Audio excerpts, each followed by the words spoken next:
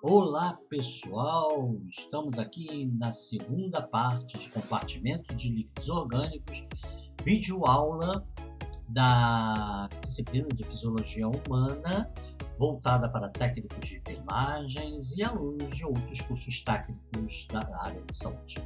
Na primeira videoaula sobre compartimento de líquidos orgânicos, vimos o que é a água total do organismo, tá?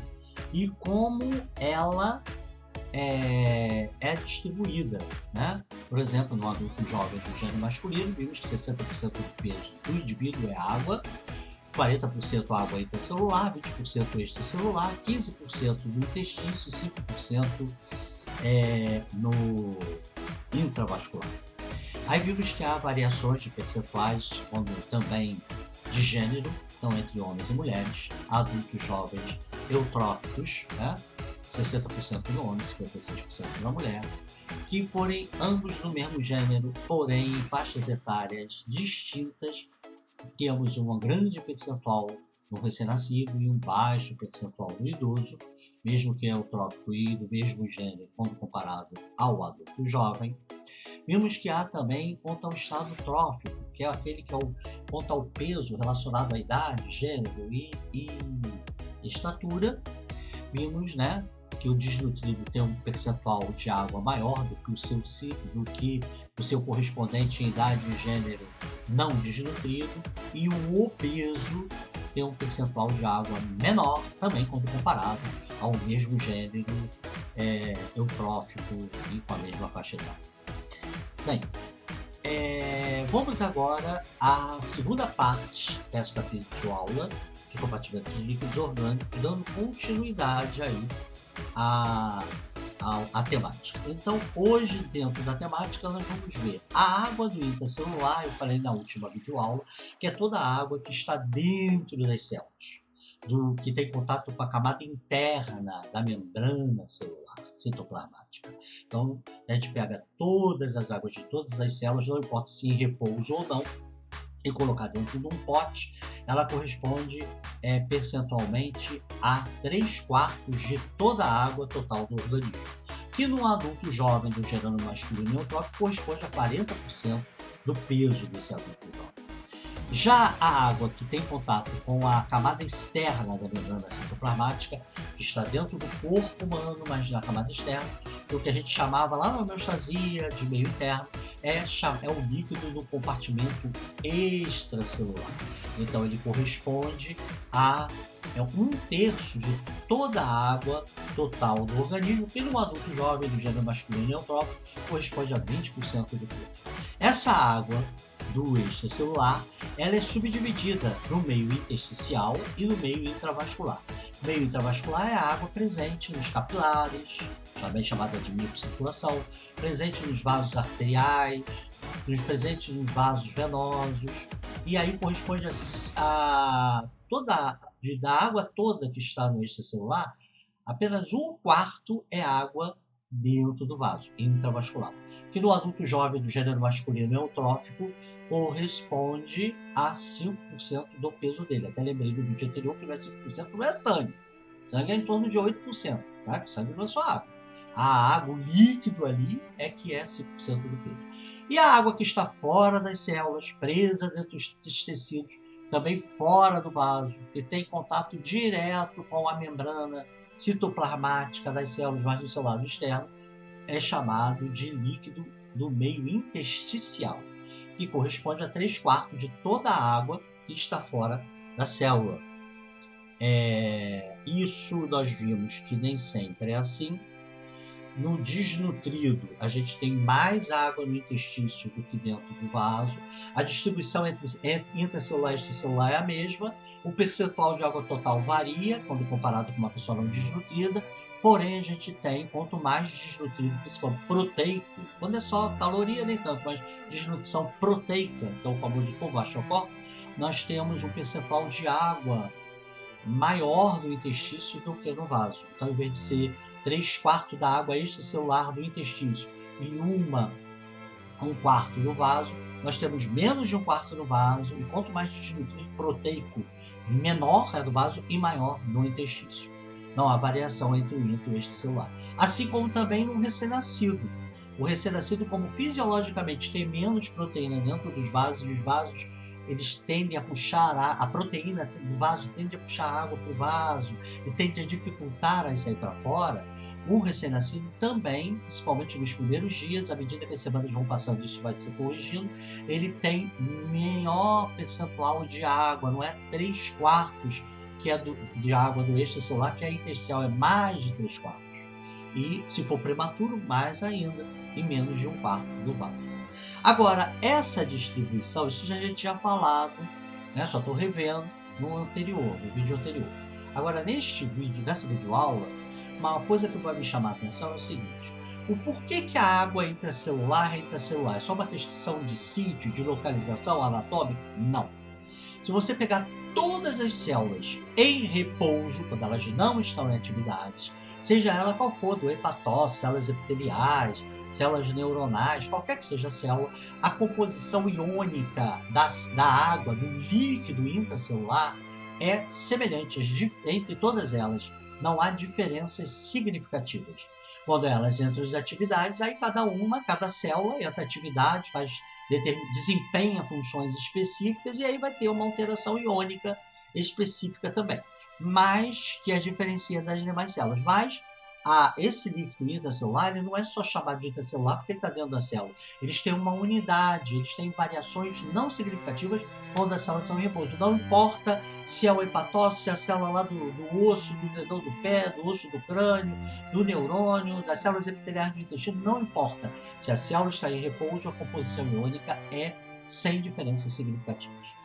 A mesma coisa no meio intersticial. Não importa qual o tecido que está retendo a água no meio intersticial, a água não é chamada intersticial porque ela está presa nos tecidos, está fora da célula, em contato com a camada externa da membrana celular e não está dentro do vaso, né? Porque as células dentro do vaso aí não é um interstício. Não é só por conta disso. A composição iônica básica, a não ser que tenha uma alteração ali qualquer, patológica ou mesmo uma adaptabilidade funcional que naquela região daquela célula, quando elas estão em atividade, pode ter variações pequenas ou mais importantes da composição do líquido em volta da célula. Se o interstício está em volta de células em repouso, a composição iônica é a mesma. Não importa se é um líquido que está envolvendo neurônios, que está envolvendo células epiteliais da língua, células musculares, não importa. Há exceções à regra. No líquido intersticial, do tecido ósseo, do tecido conjuntivo denso e do tecido cartilaginoso, a composição é diferente de todos os outros interstícios. E aí o do ósseo tem uma composição diferente própria dele, mesmo que as células ósseas estejam em repouso. No cartilaginoso também, as cartilagens, a água presente dentro das cartilagens, mas fora das células, fora dos vasos, tem uma composição diferente de todos os demais outros tecidos, que é próprio das cartilagens, não importa onde elas estejam, e também do conjuntivo denso. Se a água dentro do tecido conjuntivo denso, não importa que as células estejam em repouso, a água não é igual à do ósseo, nem do cartilaginoso, nem dos demais intestinos. Então, a água presente no tecido ósseo, no tecido cartilaginoso e no tecido conjuntivo denso, que não está no vaso e que tem que estar na célula, só é chamado de intersticial não por sua unidade, não por ter a mesma composição de todos os líquidos intersticiais em qualquer lugar quando estão em células em repouso, mas simplesmente por conta das características de localização. E aí, por outro lado, a gente tem uma outra exceção invertida. Exceção invertida, sim. A água presente no vaso linfático não é vaso sanguíneo. Vaso linfático também não é intracelular, ele não está dentro da célula. Vaso, a não ser que tenha uma célula dentro do vaso linfático, a água que está dentro daquela célula é intracelular. Mas o que está no vaso linfático fora da célula não é intracelular. E nem tampouco o interstício, porque ele não está ao redor, né, de células, não está preso dentro do tecido.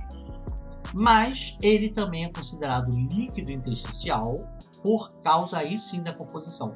a composição básica, quando as células, se ele tiver alguma célula dentro do vaso linfático em contato direto com aquele líquido. Se aquela célula não tiver em atividade, a composição iônica, estou sempre se referindo aqui à composição iônica de íons, não tem uma variação significativa em relação a outros interstícios. Então, apesar de vaso linfático ser líquido do vaso linfático, ele está dentro daqueles 3/4 do líquido intersticial, porque por conta de sua composição iônica ser muito semelhante à do interstício de uma maneira geral, ele é considerado líquido intersticial. Então, enquanto o líquido presente no tecido ósseo, cartilaginoso e conjuntivo denso é intersticial por conta das características de localização, e aí está nos 3/4 da água extracelular, né?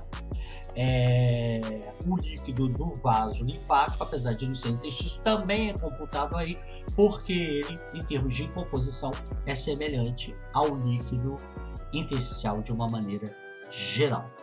Já o líquido do vaso, quer arterial, quer venoso, quer da microcirculação, ele tem uma composição iônica de variação pequena, não significativa. Ele tem um padrão, ele não tem um padrão gasoso. Pode não ter um padrão de nutrientes e de escórias, mas o padrão iônico, que é o que a gente discute, ele é único, principalmente naqueles pontos em que as células ali presentes no tecido sanguíneo estão em repouso. Ele mantém uma unidade, então não é só chamado de líquido intravascular porque está nos vasos sanguíneos, ele também tem uma unidade. Então, o intracelular tem uma unidade, não importa a célula, desde que esteja em repouso. O intersticial, ele tem uma unidade, com exceção do ósseo, cartilaginoso e conjuntivo denso, né?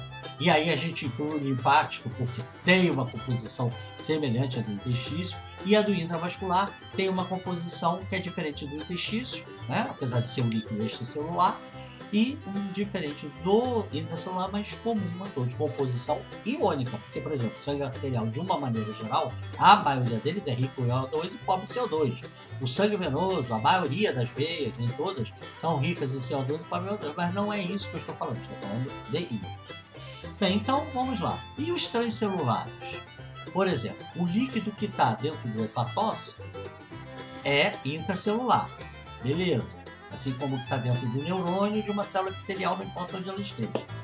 O líquido que está em volta do hepatócito, em volta do neurônio, em volta das células epiteliais, não importa que tecido esteja, que tem contato direto com as células, com a camada externa da membrana celular dela, é líquido extracelular meio intersticial. O líquido que está na horta, que está na veia cava, né, que está no capilar pulmonar, é um líquido extracelular também, e intravascular, meio intravascular. Agora, e o suor desta moça? Não está dentro de células, não está em volta de células, ele está preso no tecido, nem está dentro do vaso sanguíneo. Então, que líquido é esse? E a lágrima? Também não está dentro de célula aqui. Também não está preso num tecido em volta de células, não, ele está na superfície do corpo. Não está dentro de vasos sanguíneos. A lágrima, a saliva, a urina, está até dentro do pote. E aí, esses líquidos que são extracelulares, mas não estão presos no intestino, tendo contato direto com a célula, não está dentro do vaso sanguíneo, mas são extracelulares e corporais, eles são chamados de transcelulares. Os transcelulares, eles têm como características terem células próprias para produzir, cada um deles tem uma célula própria para suor, lágrima, líquido cefalorraquidiano, líquido prostático, líquido seminal, líquido articular, líquido da saliva, do suor, das secreções digestivas de uma maneira geral. Cada líquido desse, da lágrima, cada líquido desse tem uma célula específica para produzir. E ela produz elementos, e os elementos iônicos, e a água, e alguns elementos orgânicos desses líquidos vêm do intravascular. Eles saem do intravascular. Eventualmente, uma ou outra coisa é produzida pela própria célula que secreta esses líquidos? Na sua grande totalidade, e as águas e os rios, totalmente, vêm do líquido intravascular. Vários desses líquidos são 100% reabsorvidos e voltam para o sangue, então vieram do sangue e voltam para o sangue, como o líquido das articulações, das cavidades sinoviais, certas articulações têm líquidos, o líquido cefalorraquidiano, né? Mas mesmo esses que saem, como a lágrima, a saliva, a água que produzirá a urina, não a urina, mas a água que estará ali presente, o suor, a maior parte da água usada para formar esses líquidos volta para o corpo. O que sai é uma mixaria. À exceção da urina, que sai bastante líquido, de uma maneira geral, esses líquidos aqui perdidos, eles são uma mixaria. Em relação ao que foi usado para produzir e em relação ao que sai. A urina que é uma excepcionalidade, que sai bastante água, quando urinamos plenamente. Porém, mesmo assim, quando comparado com aquela água que foi filtrada para produzi-la, como produto final produzido, nós vamos ver quando estudarmos a fisiologia geral, que mais de 90% de toda a água filtrada no dia, mais de 90%, é reabsorvida. Não chega nem a produzir urina. Então, quando comparado com a água que é utilizada para produzir urina, ela também, a maior parte, é reabsorvida. Então, esses transcelulares têm uma outra característica. Eles não têm a mesma composição. Apesar deles virem para o sangue e irem, se não, em alguns casos, a totalidade, mas em outros, a maioria, para o sangue, eles não têm uma composição idêntica do intravascular. Não. É diferente. E nem uma homogeneicidade entre eles. Por exemplo, o suor tem uma composição diferente da lágrima, que é diferente da saliva, que é diferente da urina, e que é diferente de todos os outros transcelulares. Assim como a lágrima é diferente da saliva, da urina e dos outros, a saliva é diferente da urina e dos outros, e a urina é diferente de todos os outros transcelulares que eu não citei aqui. Citei, mas não está ali nos slides. Eles têm composições distintas, não são homogêneos. E alguns desses líquidos variam a composição até dependendo da intencionalidade, do momento, do contexto de sua produção. Por exemplo, existe uma diferença entre a lágrima quando há uma conjuntivite, uma agressão por vírus ou bactérias, e se é por vírus ou bactéria ou corpo estranho, se é uma lágrima de tristeza, se é uma lágrima apenas lubrificadora para tirar poeira, para não deixar produzir lesão, o volume da lágrima é alterado e a composição dela também. A saliva. Quando que a gente saliva menos? Se a gente não tem nenhuma lesão na boca, nem numa estrutura dura dentro da boca, e estamos durante o sono, a secreção de saliva é mínima. Primeiro, porque a gente está precisando da saliva, e segundo, para não bronco aspirar e engasgar. Então aquela saliva ela tem um volume reduzido, mas não é só o volume reduzido não, ela tem uma quantidade de sódio e de bicarbonato mais baixo do que, por exemplo, se a gente tem uma lesão na boca, ou se a gente tem alguma estrutura dura na boca, ou a gente tem pedaços de proteína, ou seja, se a gente tem situações que estimulam bastante a secreção de saliva, além de aumentar o volume, a composição da saliva vai mudando, ela vai ficando até mais alcalina, porque por ml você vai ter muito mais bicarbonato do que por ml de uma saliva em pequena quantidade de produção. Até que chega um limite que ela começa a ficar proporcional. Agora o sódio não. Quanto maior a quantidade de saliva você conseguir produzir, maior seria essa produção aí, né? Maior vai ser a produção da saliva. E maior vai ser a quantidade de sódio. Cada vez você vai ter uma concentração. Então até parece uma coisa paradoxal. Se eu tenho, por exemplo, litros de saliva, eu tenho por ml mais sódio do que se eu tiver 1 ml de saliva.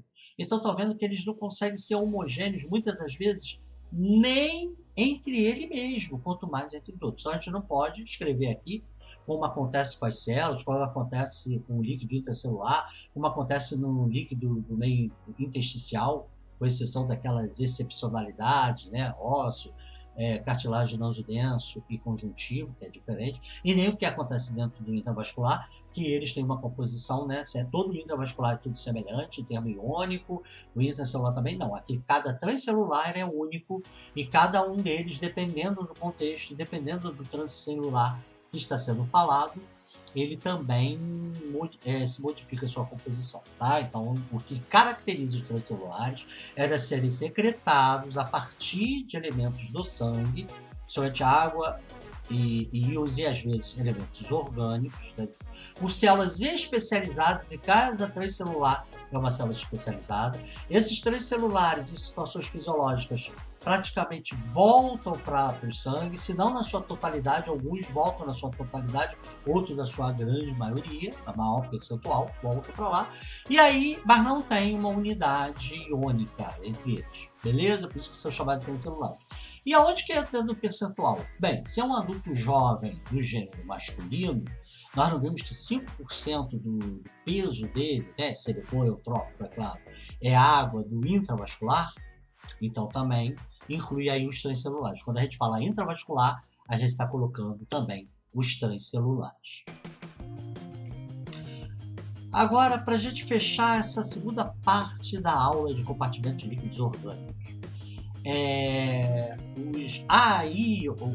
o intracelular, ele, quando a célula está em repouso, ele equilibra íons e cátions. Há um equilíbrio. O extracelular, quando ele está sem desequilíbrios nenhum, também há um equilíbrio entre íons e cátions, tanto no intravascular quanto no intestino. A não ser que a célula comece a entrar em atividade, aí altera, pode às vezes ter um predomínio de um ou de outro, e aí altera tudo, inclusive o líquido que está em volta e do vaso que está próximo. Mas está tudo em repouso, a quantidade de cátions e ânions se equilibram, tanto no compartimento intra quanto no extracelular, tanto no meio interno, no meio intersticial, quanto no meio intravascular. Agora, a qualidade, o tipo de íon é que varia. Por exemplo, o proteinato, ele é um elemento iônico, aniônico, né, negativo, que predomina dentro das células. No intestício a gente tem uma mediocridade e no vaso pouquinho, né? Mas ele predomina dentro das células. É um ânion importante dentro das células, intracelular, e quando comparado com ânions do extracelular. E no extracelular, ele é mais pobre em proteinato do que nas células, porém, aonde que concentra mais é no intravascular. Já o cátion do intracelular, que predomina no intracelular, é o potássio. Ele é um dos principais cátions, né, as substâncias positivamente carregadas do intracelular, quando as células estão em repouso, não importa qual a célula, desde que esteja em repouso. Agora, no extracelular, nós temos pouco potássio e há um relativo equilíbrio entre o meio intersticial e o intravascular. Bem, já no meio extracelular, o ânion que predomina é o cloreto, quando a célula está em repouso. E aí, se ela está em atividade, ele pode continuar predominando ou ele pode começar a entrar para a célula, dependendo de que célula e que tem atividade. Quando ela está em repouso, o cloreto praticamente tem pouco na célula, o que está mais é fora da célula. E porque o proteinato, se lembra lá do equilíbrio na célula, né, no extracelular, está mais no vaso do que no intestício, a gente tem ligeiramente mais cloreto no intestício do que no vaso, já que a gente tem um proteinato que expulsa ele de lá. Ele está no vaso, mas um pouco menos do que no intestício. Já o ânion, que predomina no extracelular, é o sódio, desde que a célula esteja em repouso, porque depois ele pode começar a trocar, potássio sair da célula, sódio para a célula, mas ele que predomina é o sódio. E aí o sódio, por um motivo inverso do cloreto, ele está ligeiramente mais concentrado no vaso do que no intestino, atraído pelos proteinatos da célula do vaso, que estão em menor quantidade do que no intracelular, mas que tem maior quantidade do que no intestino, que atrai ele. Também tem cargas negativas, o sódio é positivo, mas tem um certo equilíbrio. Beleza? Agora tem outros íons, cálcio, por exemplo, quando a célula é em repouso, tem células que é rica em cálcio, mesmo em repouso, mas guardado em organelas, não no líquido. Aqui a gente está falando no líquido, né? E aí, quando ela entra em atividade, ela pode derramar aquele cálcio no líquido intracelular. Então, quando a gente fala assim, qual é a quantidade de cálcio dentro das células? Aí a pessoa que for responder vai falar assim, ué, mas qual a célula? Que varia. Célula em repouso ou atividade? Célula em repouso. Bem, a quantidade também varia. Qual a célula? Eu preciso saber qual é a célula e se ela está em repouso ou atividade. Tem células que têm muito cálcio, tem células que têm pouco cálcio, né? Tem células que quando entram em atividade o cálcio não entra, tem outras que entram muito, outras que entram pouco, enfim. Agora, se a pergunta é qual é a quantidade de cálcio no líquido intracelular, aí vale a pena perguntar, em repouso ou em atividade? Em repouso, não, estou falando em repouso, porque é tudo que aqui a gente está falando é em repouso. Bem, em repouso é zero. E aí não importa se é uma célula como fibra muscular cardíaca, que tem uma quantidade de cálcio enorme dentro de organelas, se ela está em repouso, o citossol, a parte líquida do citoplasma, praticamente não tem cálcio nenhum. Tá? Mas aí, esses são os elementos mais importantes aqui do curso técnico. E, dependendo do curso de graduação na área de saúde ou de pós-graduação, aí precisaria entrar em detalhes de outros itens. Mas aqui o mais importante seriam esses para a gente continuar aqui no curso técnico. Bem, a nossa aula de compartimentos de líquido orgânico, segunda parte, termina aqui, mas não a aula de compartimentos de líquido orgânico. Nós teremos ainda balanço hídrico no nosso próximo encontro. Nós vamos ver como é que a gente perde a água e eletrólitos normalmente e anormalmente. E vamos discutir também a troca capilar e, havendo tempo, nós vamos falar sobre os edemas, quando ocorre aí uma sobrecarga, uma alteração na troca capilar ou na drenagem de líquido linfático que sai a mais na troca capilar, podemos ter os edemas, que é o excesso de líquido no intestino. Então, essas três temáticas, né? Balanço hídrico, com certeza, troca capilar, e se houver tempo, e edemas, será o assunto da próxima aula de fisiologia em compartimentos de líquidos orgânicos. Estou aguardando vocês lá.